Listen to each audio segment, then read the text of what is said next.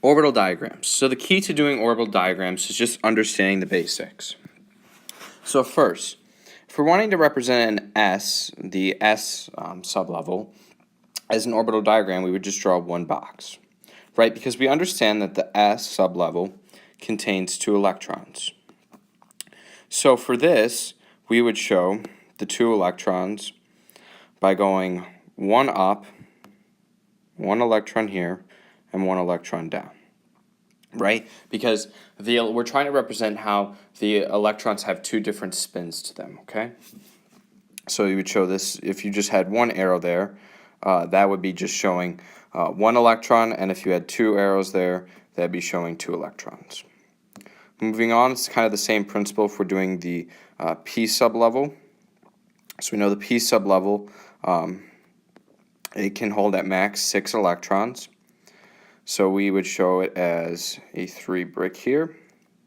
And if we wanted to show one, if it was say P1, we would just go like this: P2, P3, P4, P5, P6. She would show all forward spins first and then go through reverse spins, putting 1 in each one first. Okay, and then we can go to our D, which would look like this. So it would be D sublevel. It would have 5 to it, so,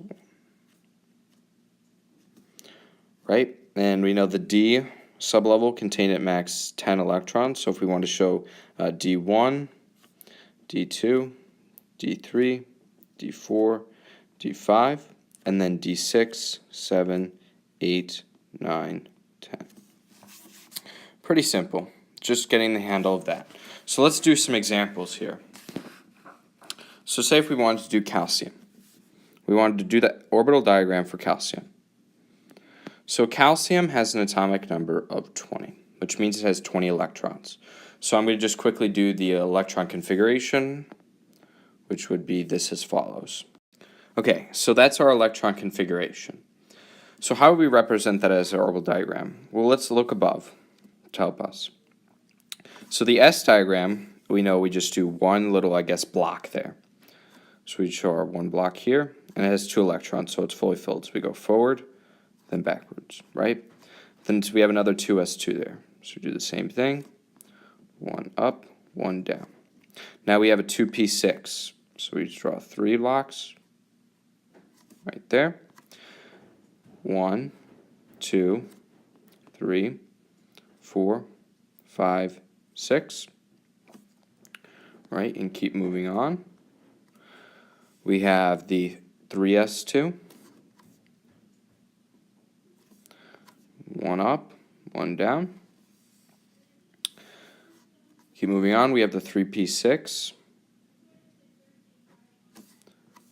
1, 2, 3, 4, 5, 6, and our final one here, 4s2, show 1 more block, 1 up,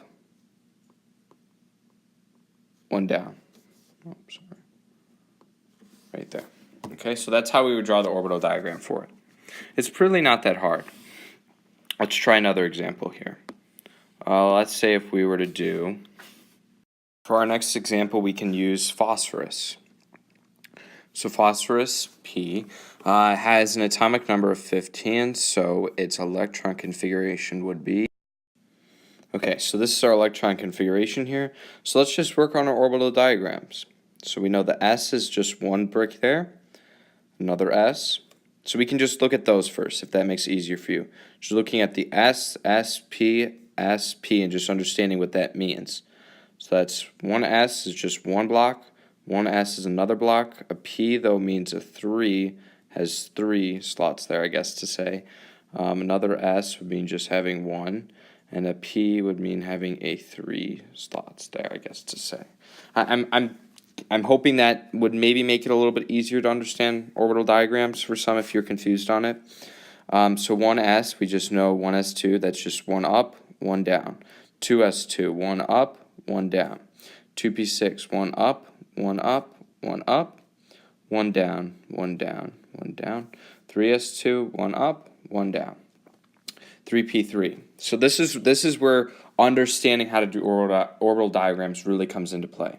So since we have 3, we know we always go up first, up first, up first. And we don't have to do the downs because look, we have enough here. We have 4 here, we have 6 here. That's 10 plus 2 is 12, and we have 3 total. So we have our total of 15 electrons. So this is our perfect orbital diagram here. I'm hoping this video helped you a lot of understanding how to do orbital diagrams, and look out for our other videos of completing and helping you with this chapter. Have a great day.